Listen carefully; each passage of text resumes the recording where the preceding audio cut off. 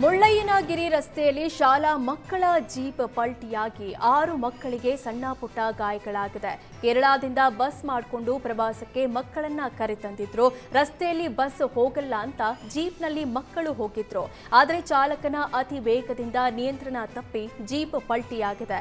ಅಪಘಾತವಾಗ್ತಿದ್ದಂತೆ ಚಾಲಕ ಜೀಪ್ ಬಿಟ್ಟು ಪರಾರಿಯಾಗಿದ್ದಾನೆ. 6 ಮಕ್ಕಳನ್ನ ಸ್ಥಳೀಯರು ಜಿಲ್ಲಾಸ್ಪತ್ರೆಗೆ ದಾಖಲಿಸಿದ್ದಾರೆ. ಚಿಕ್ಕಮಗಳೂರು ತಾಲೂಕಿನ ಮುಳ್ಳಯ್ಯನಗಿರಿ ಮಾರ್ಗದಲ್ಲಿ ಅಪಘಾತ ಸಂಭವಿಸಿದೆ. ಕರ್ನಾಟಕ ತಮಿಳುನಾಡು ಗಡಿ ರೈತರು ಕಾಡಾನೆ ಹಾವಳಿಗೆ ತತ್ತರಿಸಿದ್ದಾರೆ. ಜಮೀನಿಗೆ ಕಾಡಾನೆ ಎಂಟ್ರಿ ಕೊಟ್ಟಿದ್ದು ಅರಣ್ಯ ಇಲಾಖೆ ಸಿಬ್ಬಂದಿ ಜೊತೆಗೂಡಿ ರೈತರು ಕಾಡಾನೆ ಓಡಿಸಿದ್ದಾರೆ. ಚಾಮರಾಜನಗರದ ತಾಳವಾಡಿ ಸಮೀಪದ ಕರಳವಾಡಿ ಬಳಿ ಈ ಘಟನೆಯಾಗಿದೆ. 1 ತಿಂಗಳಿನಿಂದ ಸತತವಾಗಿ ಅರಣ್ಯದಂಚಿನ ಜಮೀನುಗಳಿಗೆ ಕಾಡಾನೆ ಲಗ್ಗೆ ಇಡ್ತಾ ಇದೆ. ಇದೀಗ ರೈತರು ಶಾಶ್ವತ ಪರಿಹಾರಕ್ಕೆ ಆಗ್ರಹಿಸಿದ್ದಾರೆ. ರಸ್ತೆಯಲ್ಲಿ ಕಸ ಸುರಿದವರ ವಿರುದ್ಧ ಜಿಬಿಎ ಸಮರ ಸಾರಿದ್ದು, ಸಾರ್ವಜನಿಕ ಸ್ಥಳಗಳಲ್ಲಿ ಕಸ ಸುರಿದವರಿಗೆ ಜಿಬಿಎ ಬಿಸಿ ತಟ್ಟಿಸಿದೆ.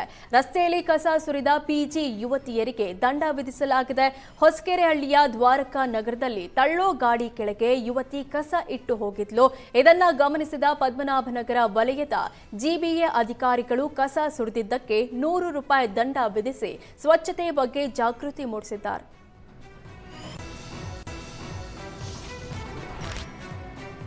ಬೀದಿ ನಾಯಿಗಳಿಗೆ ಕಡಿವಾಣ ಹಾಕಲು ಜಿಲ್ಲಾಡಳಿತ ಮುಂದಾಗಿದೆ. ದಾವಣಗೆರೆ ಮಹಾನಗರ ಪಾಲಿಕೆ ಆಪರೇಷನ್ ಡಾಗ್ ಕಾರ್ಯಾಚರಣೆ ನಡೆಸಿದೆ. ಮಕ್ಕಳು ಸೇರಿ ಹಲವರ ಮೇಲೆ ಬೀದಿ ನಾಯಿಗಳು ದಾಳಿ ಮಾಡಿದ್ದು, ಈ ಬೆನ್ನಲ್ಲೇ ಬೆಂಗಳೂರು ಮೂಲದ ಆಸರೆ ಸಂಸ್ಥೆ ನಾಯಿಗಳ ಸೆರೆ ಕಾರ್ಯಾಚರಣೆ ನಡೆಸಿದೆ.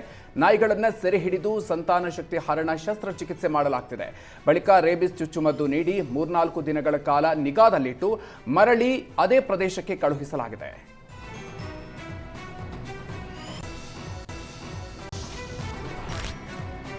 ಕಾಡಾನೆ ಹಾವಳಿಯಿಂದ ಹಾವೇರಿ ಜಿಲ್ಲೆ ಜನರು ಹೈರಾಣಾಗಿದ್ದಾರೆ. ಕಳೆದ 3 ದಿನಗಳಿಂದ ಬ್ಯಾಡಗಿ ಮತ್ತು ರಾಣೆಬೆನ್ನೂರು ತಾಲೂಕಿನಲ್ಲಿ ಆನೆ ಓಡಾಡ್ತಿದೆ.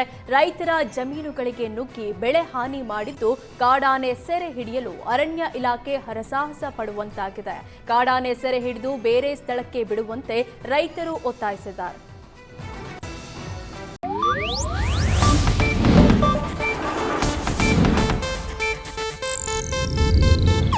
ಇದು ಏಷ್ಯಾನೆಟ್ ನ್ಯೂಸ್ ನೆಟ್ವರ್ಕ್ ಪ್ರಸ್ತುತಿ.